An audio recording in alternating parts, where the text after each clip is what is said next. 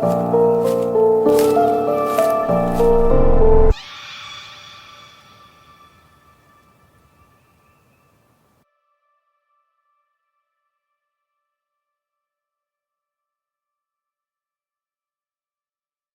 views and opinions expressed on this podcast is solely of the creator and may not necessarily reflect the views, thoughts, or opinions of the listeners. Listener and viewer discretion is advised. ChatGPT and AI technologies were not used or harmed in the creation of this podcast. It is 100% human-made by me, your host, Melanie, and this is Under the Moon Paranormal presents Ohio Legends. Today we're venturing into one of the most haunted places in the United States. This is your season 3 premiere. And every year when I start a new season, I like to venture across the Ohio River and talk about a place that's just beyond Ohio, but close enough that you can call it a part of the spooky lore that surrounds Ohio. This month we're talking about Waverly Hills Sanitarium. Located in Louisville, Kentucky, Waverly Hills was once a state-of-the-art tuberculosis hospital, where thousands of patients sought treatment and hope. But beneath its imposing facade, a darker story unfolded, one of suffering, death, and unexplained phenomena. Join me as I delve into the history of Waverly Hills, exploring the terrifying tales of ghostly apparitions, unexplained noises, and paranormal activity that have made this place a magnet for ghost hunters and thrill seekers. We'll examine the sanatorium's past, its most famous ghost, and the theories behind these hauntings. Join me, won't you? Here are 5 facts about Waverly Hills Sanitarium. Before we get into that though, this episode is brought to you by March 14th full moon and lunar eclipse. So last month on a new moon occurred in Pisces on February 27th, and this influences the first weeks of March in 2025. This energy prompts us to make a clean break or a fresh start. We awaken to the need for spiritual vision or more magic in our lives. It's time to revitalize ourselves through experiences that require imagination, compassion, gentleness, or that simply resents a break from routine. We may put something behind us in order to begin anew. So spring is coming. It's rebirth time. You can also rebirth yourself in lots of ways. So on March 1st, Venus stations and turns retrograde, a sign of Aries. Aries season is upon us, you guys. I'm so excited. Venus will remain in retrograde until my birthday, April 12th. It's also my cat's first birthday. We share a birthday. I'm so excited. Anyway, but we will divide its time between the signs of Aries and Pisces. This retrograde gives us a chance to look over and review our affections, relationships, finances, and much more. We may question a current project or commitment during this cycle. So retrograde Venus affects us mainly in areas of love and finances, but also extends to some areas of business and pleasurable pursuits. These matters are not straightforward during this period, but it's a time for reviewing our attitudes and attachments rather than forging ahead boldly into a new love relationship or a financial project. Old friends and lovers may reappear, perhaps complicating current things, or we might be more reminisce about past conditions or past relationships. It can be a real challenge getting closer to a lover during this period. Unorthodox, experimental, and non-intimate relationships may be in a stronger favor. So some of the more challenging associations of Venus and Aries, and later Pisces, may be particularly prominent or hard to take, including egotism, arrogance, impatience, and vagueness. Distance or hard to reach out during this cycle. It can be a time to reevaluate our relationship needs, but our major love decisions are best saved for after the cycle ends on April 12th, and better yet, beyond the shadow phase, which ends May 16th. So there are 2 eclipses this month falling on different sign axes. The first is on March 14th, which is the full moon and a full moon lunar eclipse in the sign of Virgo. It brings a sudden awareness to our lives, particularly of areas that require more order. Something is exposed or illuminated, prompting us to get in touch with these things that we may have been neglecting or putting off, especially regarding work, services, habits, health, routines. So for the second eclipse, it is going to be on September 17th. So the first eclipse starts on this full moon. So I hope you guys manifest good things that you want to have an outcome for the whole year or until the next, set a goal for this time until the next eclipse, which is in September. Okay, so I hope you guys enjoyed your full moon report. It's gonna get fun out there. Spring is coming. All right, so here is five facts about Waverly Hills Sanitarium. It was established in 1910. Waverly Hills Sanatorium was built in Louisville, Kentucky to treat patients with tuberculosis, or TB at the time. TB was highly contagious and a deadly disease. The death tunnel, there's a death tunnel. Waverly Hills had a notorious death tunnel, or some people call it the body chute, that was used to discreetly transport deceased patients from the hospital to the morgue or a cemetery. This tunnel has become a focal point for paranormal activity. Over 6,000 deaths have occurred at Waverly Hills Sanatorium during its operation. Waverly Hills Sanatorium saw over 6,000 deaths, mostly due to TB, tuberculosis. At the high mortality rate, combined with the hospital's isolation and eerie atmosphere, which we'll get into, contributed to its reputation as one of the most haunted places in the United States. Paranormal activity. Waverly Hills is renowned for its paranormal activity, including reports of ghostly apparitions, unexplained noises, and strange lights. Many believe that the hospital's dark past and high energy have created a hotbed of spiritual activity. So after its closing in 1961, Waverly Hills Sanatorium fell into disrepair.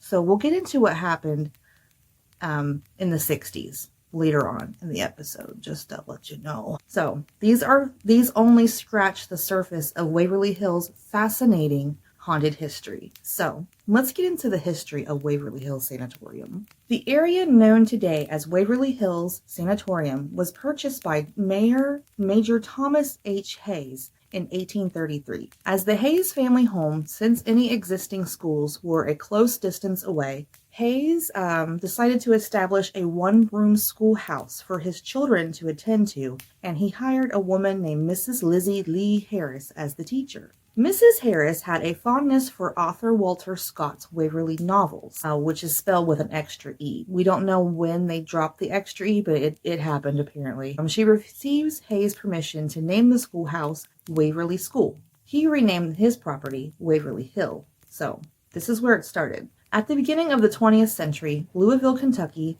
had one of the highest rates of tuberculosis deaths in the United States. The beginnings of industrialism as well as geographic makeup were contributing factors. Nestled in the Ohio Valley, Louisville doesn't get proper amount of fresh air flow, okay?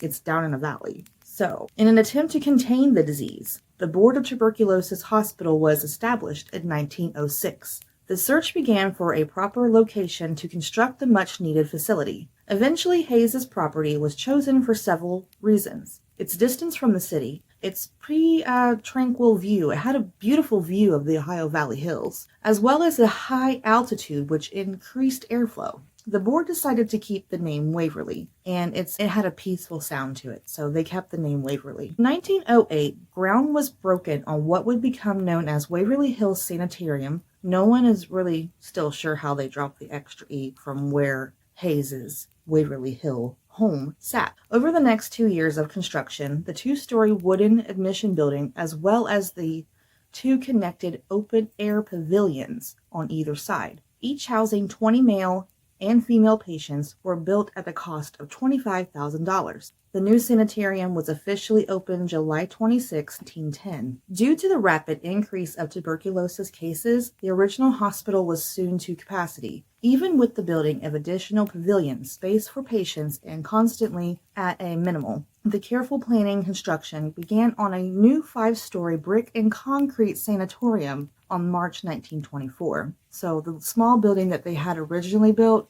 with the rapid spread of tuberculosis, they had to build more room. With a design from local renowned architect D.X. Murphy, the new building had now a capacity of 400 and opened on October 17, 1926. Over the following years, Waverly would become a nearly self-contained community. Laundry facility, maintenance garage, butchery, and even had several hundred acres of farmland established on the hill. With the discovery of a new antibiotic, streptomycin, 1943, there was finally a way to combat tuberculosis. However, it wouldn't be until 1949 when streptomycin would be available to patients at Waverly Hills. This new treatment meant that newer cases could now be treated as outpatients in regular hospitals. Over the following years, the population of Waverly began to decrease until it closed in 1961. So before 1961, when it closed, let me talk a little bit about some of the treatments that were being done to the patients before streptomycin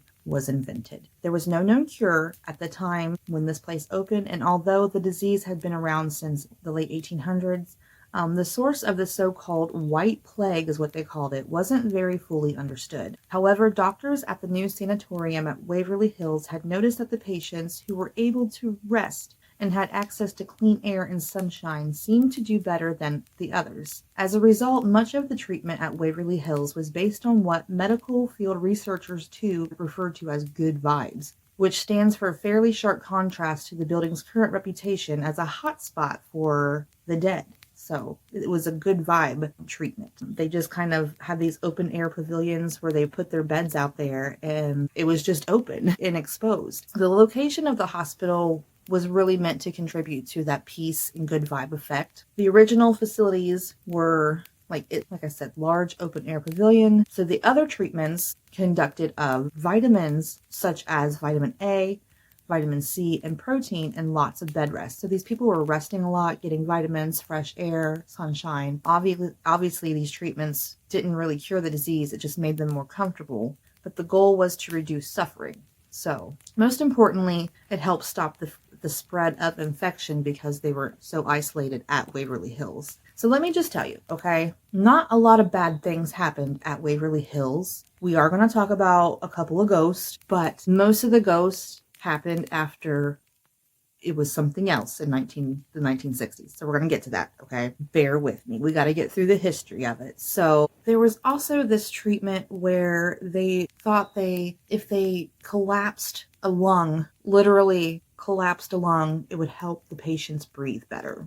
So there's that. And that was a little more of the darker side of how they were experimenting on people to find a cure to help them with tuberculosis. So in the 1926, the new building was erected that held over 400 patients with sunrooms, labs, recreation rooms. It was a nice facility for people dying of tuberculosis. So this new hospital was designed to hold up 400 patients. It turns out they would need the space. By the 1930s, tuberculosis was the leading cause of death in Kentucky. And in fact, Kentucky led the nation in tuberculosis deaths. Due to the lack of state funding, long-term treatment options were more permanent facilities like Waverly. Some 2,000 people a year were dying of tuberculosis in Kentucky alone. 2,000 a year just in Kentucky. While it might be nice to think about living in a community like Waverly Hills, where the philosophy of treatment is sunshine and good vibes, it's important to remember that tuberculosis was an incurable, highly contagious disease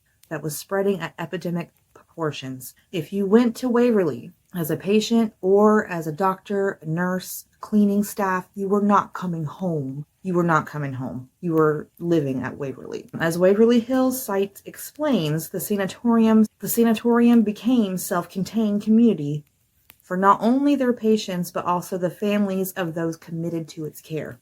Although for some reason, Visitors' Day was not allowed, in which visitors would come, hang out with people with infectious diseases, and go back to their lives. That didn't happen here. The community of Waverly Hills became essentially its own city, complete with its own zip code and post office. Much of life's necessities were carried out within this community, including raising their own fruits and vegetables, raising, slaughtering, and butchering their own meat, and maintaining their own water treatment facility. So they were self-contained in this little area. Other amenities included a laundry facility and auto maintenance garages. These facilities had to support not only the patients of Waverly, but also the doctors, nurses, and other staff who worked at the sanatorium, and who had to separate from the rest of society due to the disease's infectious nature. Likewise, the uninfected children of patients had their own floor in the sanatorium where they had to live apart from the outside world.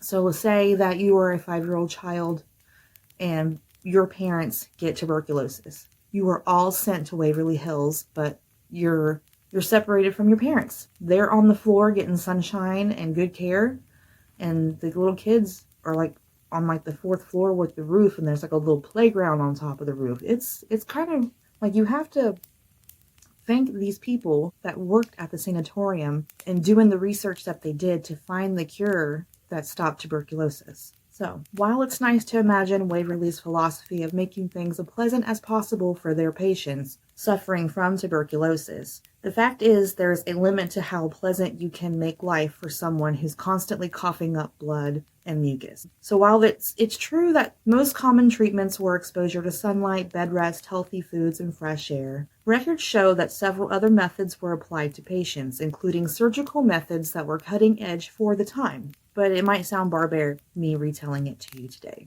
So these include artificial pneumonia trachs, which involves blowing air into either the lung itself or the cavity between the lungs in order to get and artificially collapse the diseased portion of the lung, allowing it to rest. Theoretically, they did this to allow that infected lung to rest.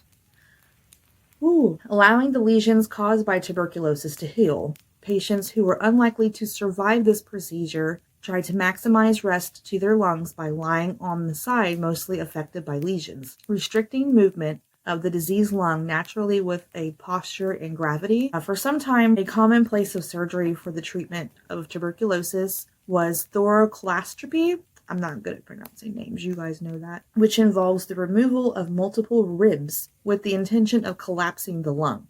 While doctors preferred not to remove 2 or 3 ribs at a time, most patients required as many as 8 ribs removed for this technique to be effective, meaning they had to endure multiple surgeries. Yeah.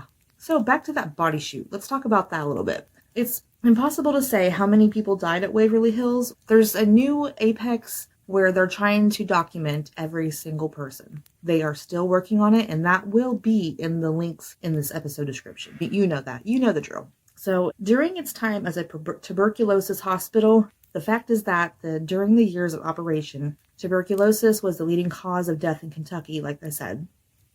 And with no known cure at the time, patients were dying at a really rapid rate. While the legendary claims that 60,000 people died at Waverly are grossly exaggerated, these historians that have been doing research on it who say the actual number is more like 8,000 in total, just 8,000, with a record of 152 deaths in 1945, which was the height of the epidemic. Okay. Either way, there was no shortage of dead bodies that had to be moved out of the sanatorium, and the patients seeing corpses being wheeled out on a regular would be pretty dreary. So no bummers approach, right? Because it was a good vibe and sunshine and fresh air hospital. So to boost morale, so people wouldn't see all these bodies being carried out every day, multiple times a day, the doctors and staff would move bodies in secret. The hospital housed a secret tunnel through which the administrators would wheel the bodies of those who had succumbed to the disease. This enclosed tunnel led from the hospital to the train tracks at the bottom of the hill,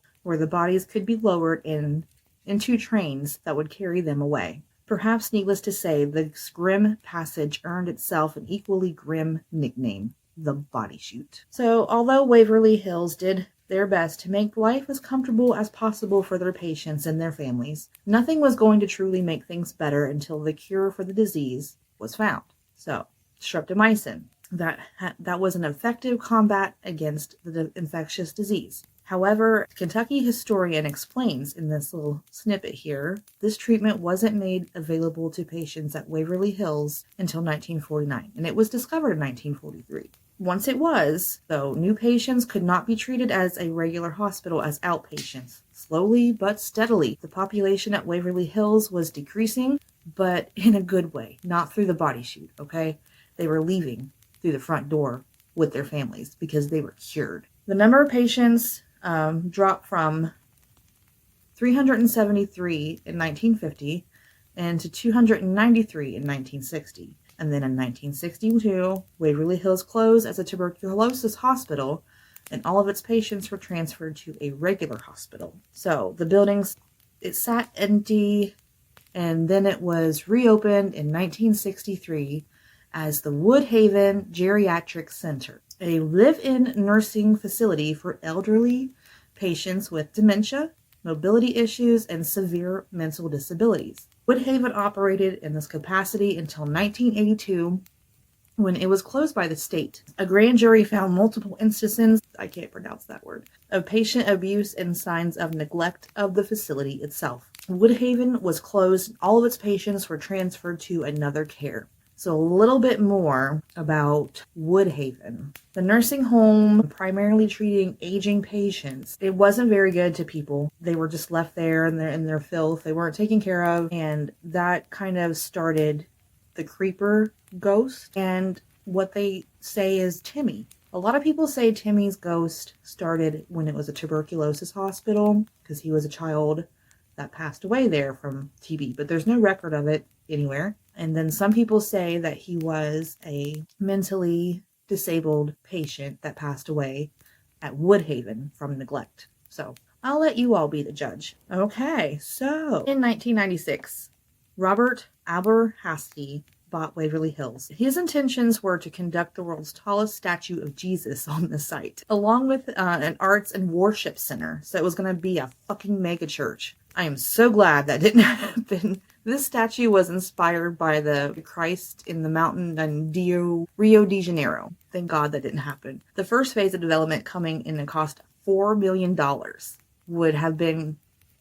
constructing a 150-foot tall statue of Jesus. So I'm really glad that didn't happen. The project was canceled in December 1997. Over the next several years, the main building and as well as surrounding structures fell into a state of abandonment. So after that guy's failed Jesus statue and megachurch attempt, Waverly Hills was sold to Tina and Charlie in 2001. The Matts have established Waverly Hills Historical Society in an effort to raise funds and help restore the interior of the old sanitarium. That's good, right?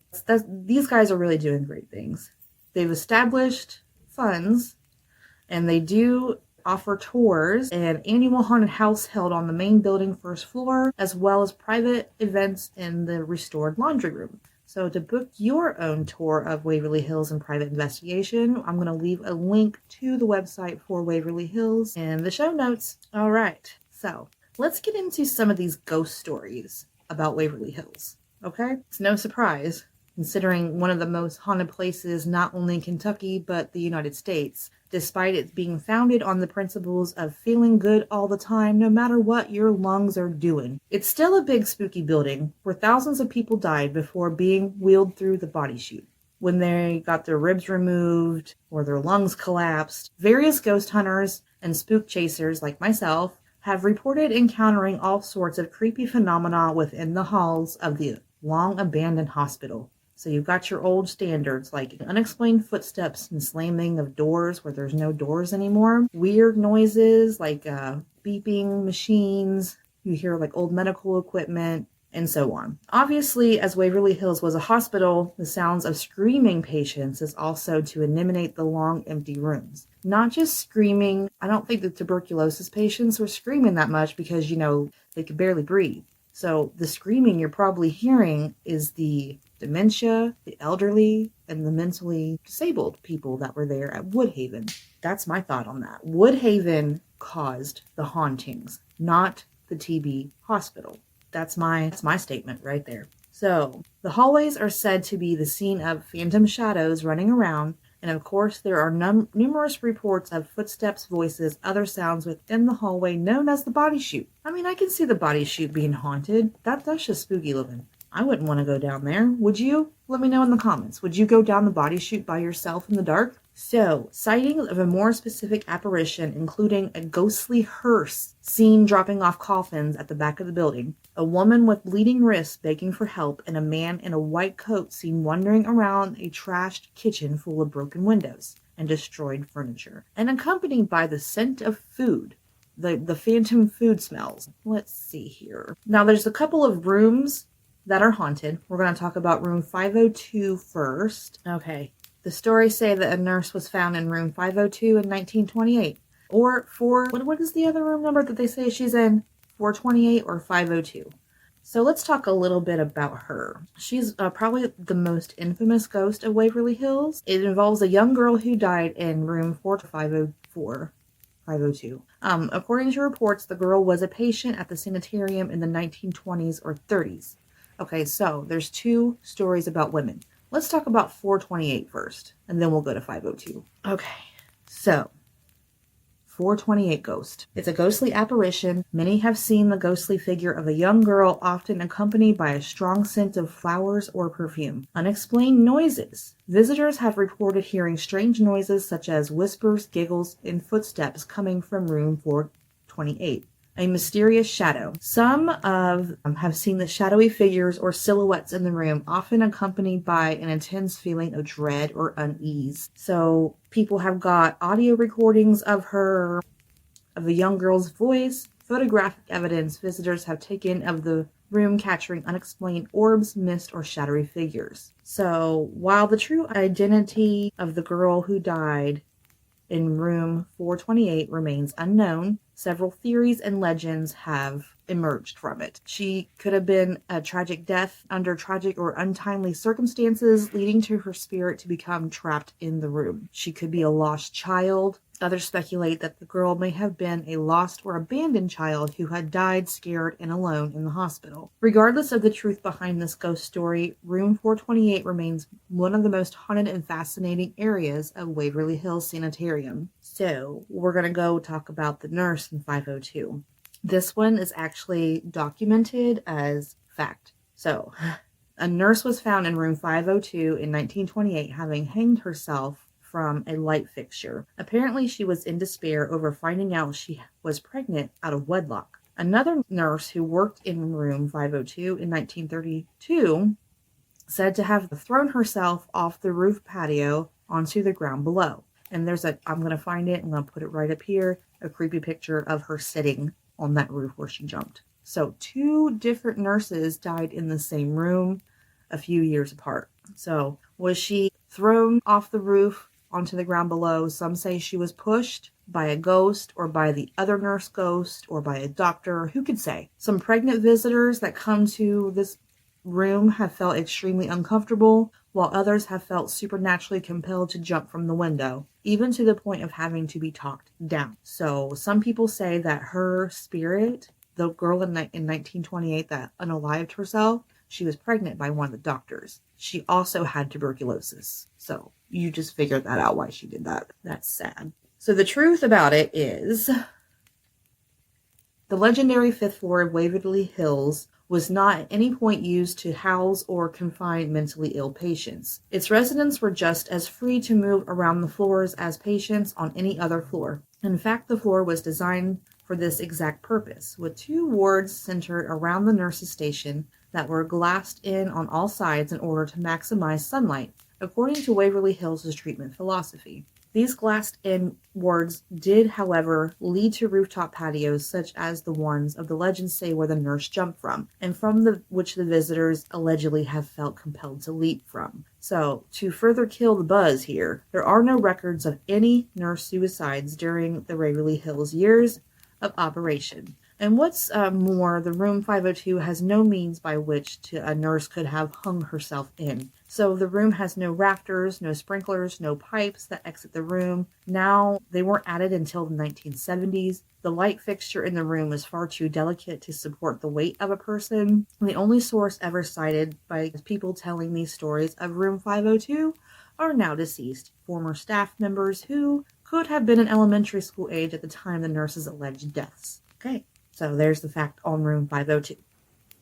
But there are pictures of this nurse, so I'm going to put that there anyway. Let's talk about Timmy and the Creeper. Outside of the 5th floor, there are a number of other commonly reported apparitions around the grounds of Waverly Hills. The story of one famous enough to have a name, Timmy. The ghost of a young boy who wanders the halls, according to the stories. Timmy moves around the hospital, either playing with his own leather ball or seeking something else to play with. So if you ever go to Waverly Hills and you wonder why there are balls everywhere, it's for Timmy. Okay, so some guests have reported bringing balls of their own for Timmy, only to subsequently see those same balls floating down the halls carried by an invisible hand. Other common sightings, including an older woman with chains around her wrist, often believed to have been a resident when the building was the geriatric center, Woodhaven. Apparently the ghost howls for help only to run away screaming when no one can approach her. Another notable apparition is known as the Creeper, due to its creeping, crawling movements up and around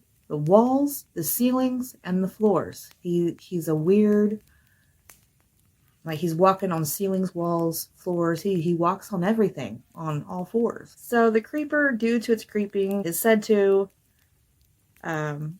that proximity to the Creeper bringing in with an overwhelming feeling of dread. While there's no explanation of who or what the Creeper might be, some think he might have been a mistreated patient whose contorted appearance reflects the trauma they experienced during life. At any rate, it's a lot of darkness for this place founded on the principle of fighting to seize with good vibes and sunshine. So, that is my take on it, that the Creeper, Timmy, and the woman with the wrist problem, it's all stemmed from Woodhaven, not from Waverly Hills. Waverly Hills was a peaceful place where they tried to treat and find a cure for tuberculosis. You tell me what you think in the comments. That is the story of Waverly Hills Sanitarium. So, wow. I want to go there so bad. It is on my bucket list of paranormal places I want to explore. But let me tell you, I'm not walking in that body chute by myself. For sure. Okay. So now we have a couple of listener-submitted stories. This one's submitted by Rebecca, and it's titled House in Cincinnati. Some years ago, I was living in a house on Redacted Road. In Cincinnati, I believe it was haunted. Strange things began to happen right away, but we just thought it was our imagination. Doors were mysteriously locked and unlocked when nobody was there. We thought the owner had been there and just forgot. I had to sleep on the couch the first night because the door to my room was locked from the inside. Again, we thought someone was just careless. Pretty soon we began to hear footsteps upstairs when no one was home or no one was there, and we thought since it was an old house, maybe it was just settling noises, even though we kept hearing it. The TV began going out too. My roommate told me that his VCR would go on and off by itself. We still didn't really believe it was haunted until one night when one of my roommates had a guest over and they said that they saw a white whipsy figure of a woman flying down the back stairs. Then we knew it was haunted. We didn't talk much about it, but when our lease was up, we all went our separate ways and not one of us decided to stay there. I often wonder who the ghost was, and I think it might be a former owner. It's very possible, or it could be like a residual energy. I have a house ghost too, and I'm going to catch her one day on camera. So thanks for Rebecca for submitting that story of House in Cincinnati. The next one is from Dreama R., Dayton, Ohio. The mother-in-law of my mom's boss used to live in a house where I live now. Her name was Redacted, but she liked to be called Cookie. Cookie was a very sweet woman who loved to go out riding her bike. In the fall of 1999, Cookie was killed in a hit-and-run accident while riding her bike. Ever since then, I believe her spirit remains in my house. Being very curious, I try to get her to show herself, but she won't. But she still lets you know she's here by kidding around with you. She likes to throw paper balls into my room and at my mom. Interesting. When she does leave, it's only for brief periods of time. By the entertainment system, we'll say goodbye on it and you will see a wispy gray woman-like figure out of the corner of your eye. Rather than being scared, I feel more secure with her around. It's almost like she's our guardian, watching over anyone who enters the house. Well, thank you for your submission, Dreama R. from Dayton. And yeah, I think Cookie, she's comfortable around you guys, so she's going to hang around and keep you entertained. And you're going to keep her entertained. Get her some cat balls. The ones that light up, she might like that, like for real. And the last listener submitted story for this month is called Witch Woods. And it's from B. May in Gambier, Ohio. I've never heard of Gambier. Alright, it says, I live just outside of Gambier, Ohio. Near my house, there are woods that are supposed to be haunted by the ghost of a witch. Well, I always thought that those stories were just made up to frighten kids, but one night I was walking home all alone and I thought I heard a voice say, "Come here." I turned around and I heard it again. Only this time it sounded like it was coming from the woods, and it was a woman's voice. At that point, I wasn't scared. I thought it was just one of my friends messing with me, so I just kept walking. But I hadn't walked more than a few feet when I heard it again, only louder. When I turned around, I saw this weird, glowing shape standing in the woods. and it was too hard to see it very clear, but it had the outline of a human. I know it sounds silly, but I started throwing rocks at it. I guess it was because I was scared. I would too. Well, the shape just stayed there for a few seconds, and then it just faded away. I wanted to go over and see if there was anything where it had been standing, but I was so scared, so I just ran home. The next day, I took a few of my friends up to the place where I had seen the glowing shape, but there wasn't anything there, and my friends all said I was lying. I know I wasn't, but I really don't know what I saw. Even so, if I ever have to walk home at night again, I'm taking the long way home. Wow, I'm going to have to research Gambier, Ohio and the Witch Woods, for real. Now, B. May doesn't say how old they are during this encounter, but I was worried that it was like an abduction story or something. So I'm glad that you're safe and that it wasn't nothing sinister. But yeah, take the long way home and don't go alone. For real, don't go past that place alone ever again. Yeah, if you guys like that kind of listener submitted story section I have here and you want your own story read on this podcast, please email me at underthemoonparapod@gmail.com and I will read your story on the show. Well, this wraps up another episode of Under the Moon Paranormal Presents Ohio Legends. Make sure you guys check out my YouTube channel, Under the Moon Paranormal, and this podcast goes right there every month. Also, check me out on Spotify. That's where you find the video format, where I put in the media for you to see everything that I'm talking about, because YouTube, for some reason, doesn't. But yeah, if you enjoyed this podcast, please give it a thumbs up, share it with a friend that likes all things that are spooky. And until next time, my friends, stay spooky.